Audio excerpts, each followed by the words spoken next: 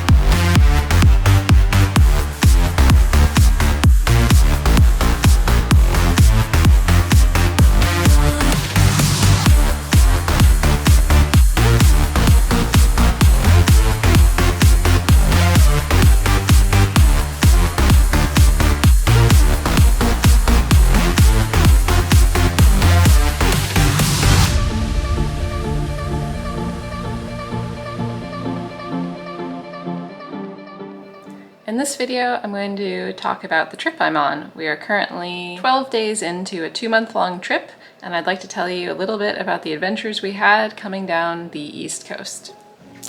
In 2014, I was on a road trip with Lythenian. This was before I had met Greg. And we went down to Florida and we stayed with various people along the way. Each person we stayed with, we would stay with for at least 3 days, sometimes a couple weeks. At one point during this trip, we were staying in this house that must have been worth like $1 million. It was large, beautiful, on a lake, and the couple that lived there, they were nice people and they were a bit eye-opening for me, however. She at first seemed completely happy to just buy us food. I gave her a grocery list of everything I wanted. I still ate cashews, which I don't anymore. Here we have our strained cashews that have been rinsed. But I remember specifically I had asked for organic cashews and she said, "Oh, I don't buy organic cashews, those are too expensive." That was the moment that I realized I need to write a book. Living Big and Traveling Far on $8,000 a year or less was made. Calling it 8K just because the title is such a mouthful. And really, it's not just about travel. There's also a ton of advice about just how to make the most out of your time as well as your money. There's this weird mismatch. You know, you've ever heard like dollar dumb, penny wise? Fuss about 2 cents on the gas price, but then they'll overpay $20,000 for a house. I grew up thinking of myself as poor, starting when I was around 9. I remember asking around that time, asking my mom if we were poor. And the reason I was even asking that question was because I noticed that a lot of the other kids at school and at church had things that I didn't have or had experiences that I didn't have, like traveling around to other countries, for example. By the time I was like 12 or so, I had a cell phone and I was like, our family doesn't even have a cell phone. But then it was also confusing because we lived in a neighborhood where it was very obvious that the kids on my block, all of them were clearly poorer than us. That mismatch of like, I'm going to a school or a church where it seems like all the other families are wealthier than us, but I live in an area where it's obvious that everyone's poorer than us. It led me to think a lot about money as a young child. And I also thought a lot about money as a child because my mom was always stressed about money. And so that made me want to understand, why is mom stressed? How can I avoid being like this when I'm an adult?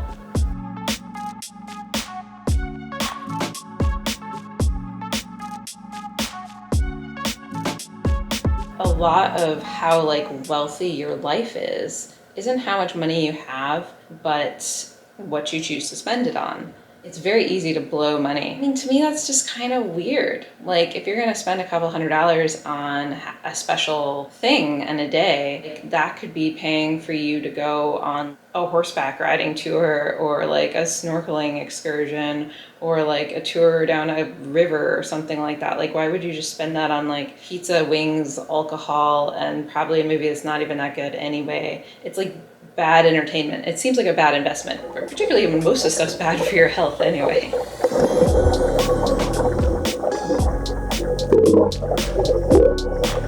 What do you know, I've gotten way off the track.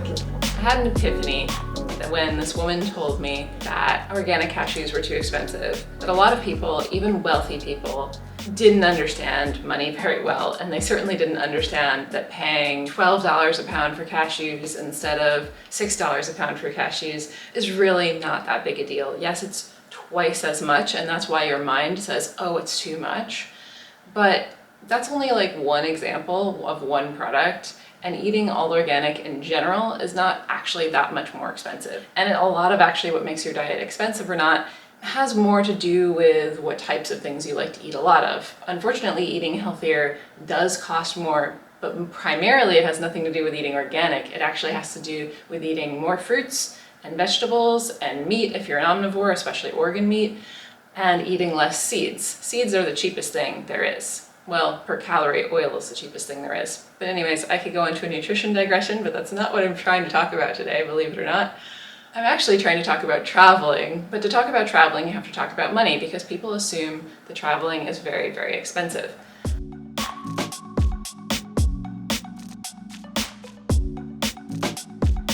In the past, all of my trips were very inexpensive. In fact, my trips basically paid for themselves. So a lot of times I would travel and I would sell more board games and sell more books as a result, or I would get other side gigs. Or people would say, I have so much food in my garden I don't need, and then I would be like, okay, and I would go in their garden and I would eat all the extra produce. And it would cause the trip to virtually become free. It would cost the same amount as it would to live at home. What I'm getting at basically is that previously our trips have been very different than this one, because on this one we actually, for the first time ever in my life, I actually spent a lot of money on a trip. And a lot of money is staying at Airbnbs instead of staying with friends.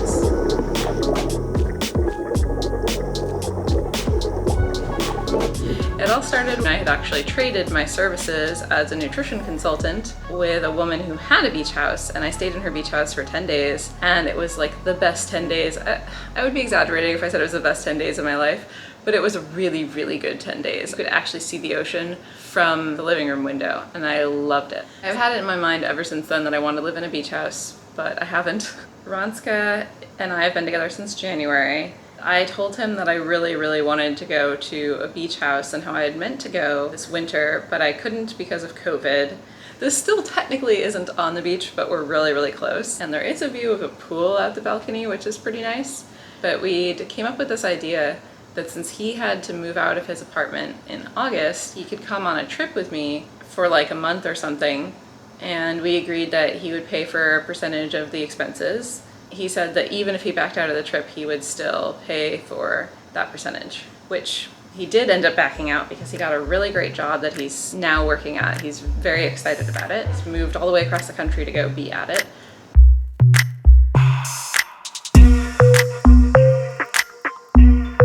Here I am with Lythenian on the trip. And Greg's at home holding down the fort, watering the plants and taking care of everything as usual. He's my responsible rock. Not that Lythenian and I are irresponsible by any means. In fact, we've shown hyper levels of responsibility at every place we've stayed at. We were getting reviews from our hosts saying things like, they're so clean and they're so quiet and they leave everything in order. And it's like, well, yeah, it never felt right to me to trash a place, even if you're paying for someone else to clean up after you. It's like there's still so much for them to clean anyway. Like if they're doing their job right, they should be cleaning the windows, vacuuming off the furniture, dusting things, sanitizing things. You don't have to make it harder for them by leaving trash and laundry all over the place. I'm going on so many tangents in this video. So the trip really started with planning back in February. We started booking places in I think May and June. I spent a lot of time ordering things. I've learned that it's really important to organize my travel preparations list by how soon before the trip I should do it. And generally ordering things about 6 weeks before a trip is enough time. But because of the pandemic, lots of weird things have been happening with supply. I buy nori by the 50 pack online, and I pay like 35 cents per sheet. But if I just went to any old grocery store and bought nori, I'd be paying about $1 per sheet. And this kind of thing adds up quickly. If you do this with all of your groceries for like 3 or 4 weeks, you could spend a lot extra. I mean, more extra than you would on buying organic, honestly. So I buy my organic nori sheets online and I order them by the 50 pack. And I do the same thing with my, coconut tortilla type wrap things and lots of other things that are just way more efficient to get online. A lot of my supplements, I pay like half as much by ordering them that way. I wasn't 100% sure if I would be able to have things delivered here, but it sounds like I actually will be. So that may have been less necessary than usual. Normally I'm not staying somewhere so long where I can guarantee that there'll be enough time to decide I want something, order it, and have it shipped to where I am. In this case, I'm here for 6 whole weeks, which is really great. I get to settle in and feel like this is my home away from home, close to the beach. I made this necklace like a week or two before I left at some point where I was just so sick of travel preparations and I was like, I need a break, I need to do something creative. I have a friend that I often make jewelry with, and he unfortunately wasn't available at the time that I made this, and then later when he was available, I was too busy again with travel preparations. I just really wanted to wear this. This is actually my first time really wearing it since I made it because I've been too busy for putting on a bunch of heavy stone jewelry. Traveling begins with travel preparations, and I like to start way in advance so that I'm really well prepared. Virtually nobody travels as well prepared as I do. I shouldn't say nobody. I don't know everybody, obviously. I like to make sure that I have everything I could possibly need with me, but also bring it in small containers as possible so that I'm not carrying around a bunch of extra weight and wasting fuel on that, and wasting my own energy on that. And then finally, on July 31st, 2021, we set out from home. And we went to New York City, and we actually did spend the first couple nights staying with friends of ours there, and we had a fantastic couple nights of playing board games.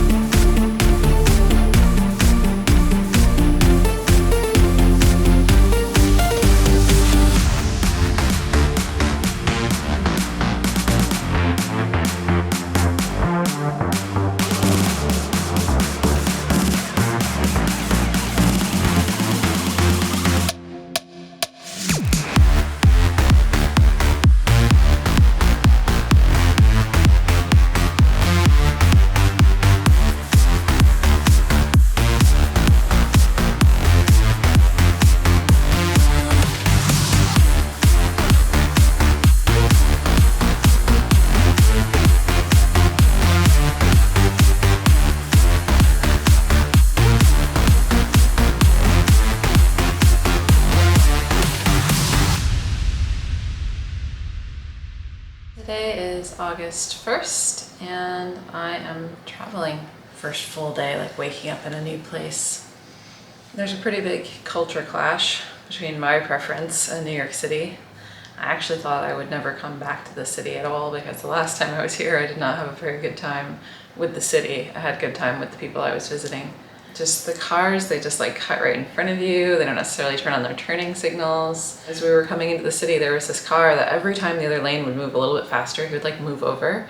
He darted in front of us, the same person, like 4 times in this like, I don't know, 20-minute period of time. It's like he literally couldn't actually get ahead of us, but he was like trying so hard. And I'm like, this is very risky behavior for like no reward. The person I'm staying with here has their priorities in order. They specifically have a place that has a little outdoor space so that they can have a garden and grow their own tomatoes and cucumbers even though we're in New York City. So when I travel, I always make sure to wear a really light long sleeve shirt to protect from the sun so that I don't get either a passenger tan or like a driver tan.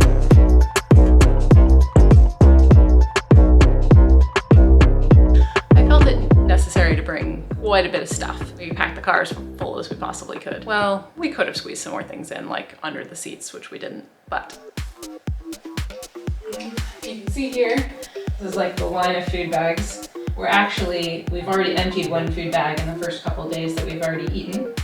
Ah, the glories of having a kitchen while traveling.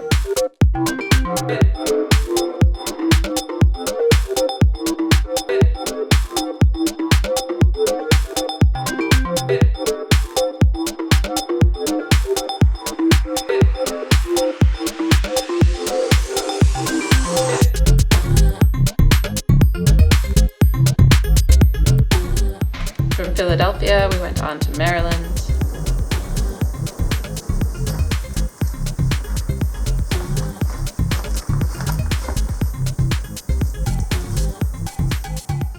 Maryland is a surprisingly beautiful state. There's so many trees along the highway and it's clearly like old growth. Whereas as you get down further south, it's as if everybody chopped down all the forests and just put in replants. But in Maryland, you can see a lot of like much older forests, and that's maybe because the highways are older and so the forests have had a longer time to grow up around the highways perhaps, because it has been settled for a longer time. But for such a densely populated area, I was kind of surprised that Maryland's as beautiful as it is. I mean, I've been there before, but as I get older, I see things with new eyes.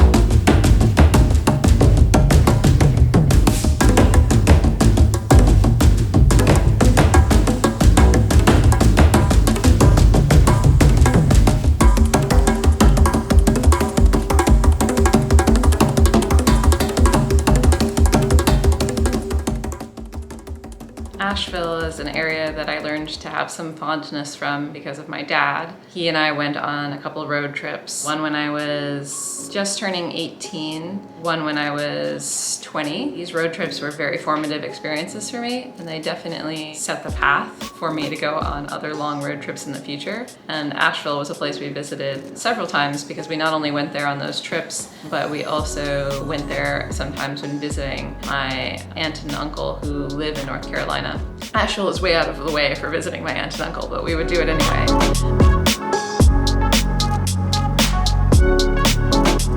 As a teenager, I was a little bit dismissive of everything. It was a common coping strategy for me, which makes sense because my parents both used dismissiveness heavily as coping strategies for themselves. Me, being their daughter, I picked up on dismissiveness as a coping strategy, and then I turned it against them and dismissed things that they thought were important. But then, of course, later I found out that I did cherish a lot of the things they shared with me. What's crazy is I've actually never seen the sun just disappear like that. I didn't know you could actually watch it. There it is, disappearing. Doesn't seem as brilliant on the camera as it does in front of me. Even though I'm not a city person in general, I prefer trees and nature.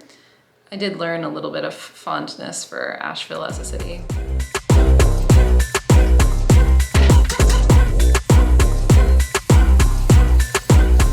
Asheville has this neat artsy feel to it. All the various buildings in the area look neat. And we went to 4 different grocery stores trying to find good milk to feed to our kefir. Our kefir is used to being fed raw goat milk from our local goat milk farm back in Ithaca. We didn't find the milk, but 3 out of those 4 stores actually had a musician playing outside. I messaged my dad about it. He was actually a little surprised that that's still a thing.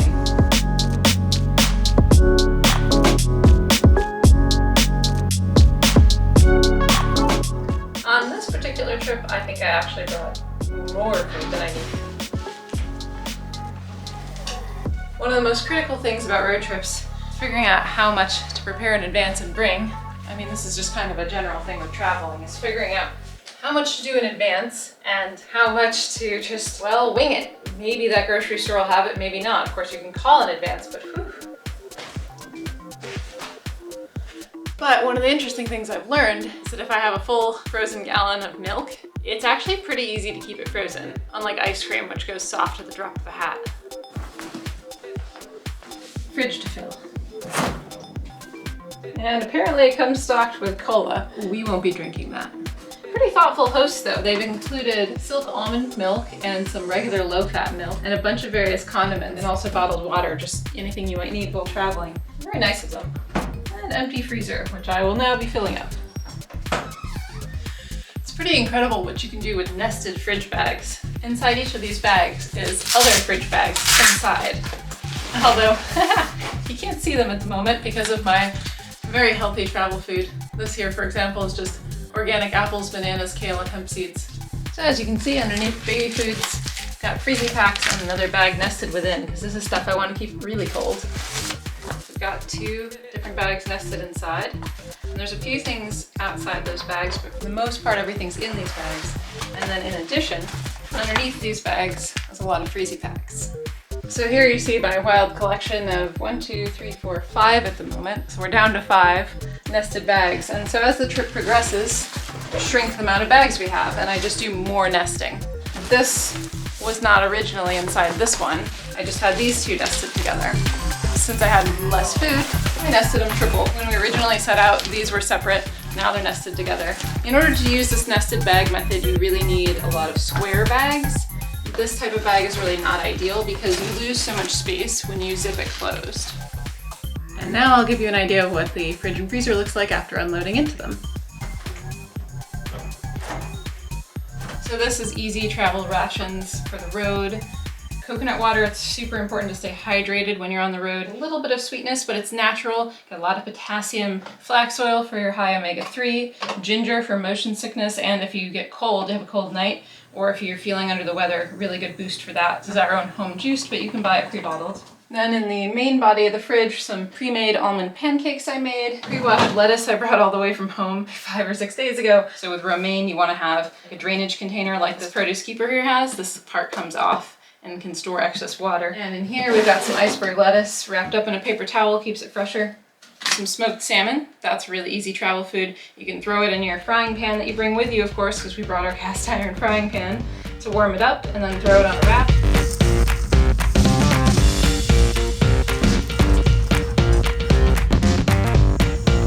You want to say anything to YouTube? Hello. Bask in the awkward.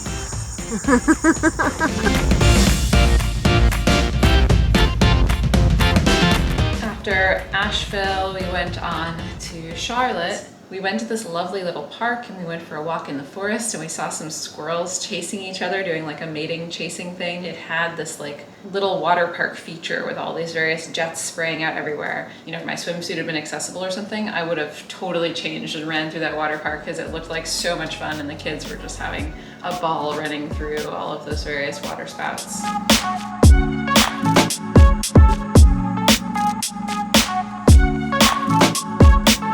And finally, from Charlotte, we went to here, Myrtle Beach, South Carolina. Although we did stop at the Green Swamp Preserve in North Carolina, and I was just not wearing the right foot gear, so we didn't actually go very far. So unfortunately, I totally missed out on seeing the Venus flytraps and the orchids that are in that preserve. The temperature, that was the other problem, is that it was so hot, and I was like, I don't know that I can walk very far in this heat. Even as much as we did, by the time I got back to the car, I was like, oh man, do I want a shower so bad. That's something about neurodivergence in general, is we tend to be really sensitive to particular sensory stimuli. For me, one of my big triggers is like sweating heavily, especially if I'm not well hydrated enough and the sweat is even a teeny bit sticky. If you don't know this, if you drink enough water, your sweat becomes more watery and it becomes more comfortable. Most people don't even notice, but for me, if my sweat is like sticking to me, I'm like, I feel so awful. And I just like need to shower. When on a day where I do a lot of gardening, it's really normal for me to shower 3 times. It makes me feel so, so much better. I think it makes most people feel better. I just am particularly sensitive to it.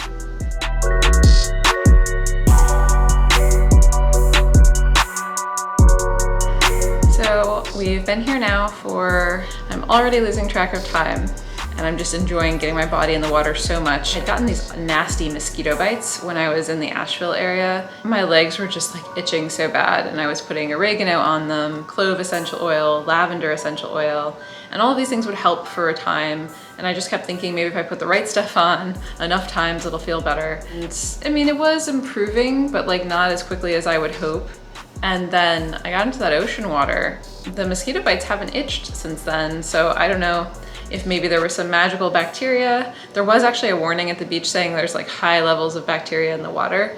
I could go into a whole rant about all of the completely bogus ideas that people have about bacteria. In general, more bacteria is a better thing for our bodies, particularly in diversity, not quantity, but diversity. And so there's actually a lot of healing to be had by going to all these different natural bodies of water, lakes, ponds, as long as they're not like stagnant and sick bodies of water. You know, generally moving good, healthy bodies of water, swimming in them is a very healing experience. There's been people who've had incurable diseases, I'm always gonna say incurable in quotes, who went to natural bodies of water and did swimming as their method of healing themselves. Isn't that amazing? And this is because of the tremendous impact it can have on your microbiome in creating more diversity. And if you're somebody who didn't have the appropriate microbiome growing up, as I did not, as most neurodivergents did not, because if your neurology developed differently, it's likely because your microbiome didn't develop typically. So as an adult, as a neurodivergent, you can re-diversify your gut flora that you didn't have diversified properly as a child, and you start to get the best of both worlds because you retain your unusual neurology, which has a lot of advantages, but then when you heal your microbiome, you begin to have some of the advantages that neurotypical people have, such as being more robust, having a stronger immune system, perhaps even than the average person, and having an improved mood, because it's really common for neurodivergents to be depressed because 50% of your neurotransmitters are manufactured by your gut. And by your gut, I do mean the bacteria and other things living in your gut.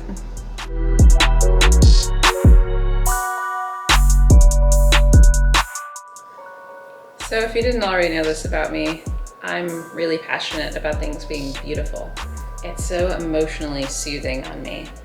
I really love the furniture in this place. Very, very beautiful. I love when I'm watching a video and the cinematography is absolutely gorgeous.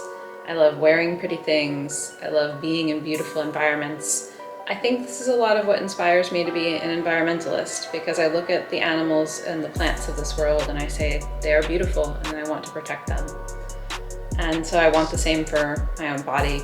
I want the same for my home, my friends, my planet. I'm attracted to beautiful things. I'm often drawn to people who are just well put together in terms of their clothing or the way they've done their makeup, or just the way their face looks without makeup, or just the way their hair naturally falls. People are animals too, and we can be very beautiful. So a lot of what I like about traveling is just finding new beautiful places to be, beautiful things for my eyes to drink in and appreciate, and admiring all the new beautiful sights that this place has to offer.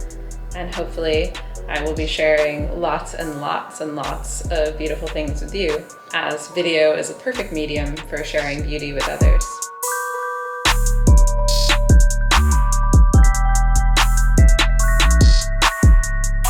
If you enjoy my videos, please do subscribe and consider supporting me on Patreon. By becoming a patron, you get a lot of exclusive perks and content from me on a regular basis. Even if you subscribe at the $1 level, you get a lot of extra. I hope to see you there.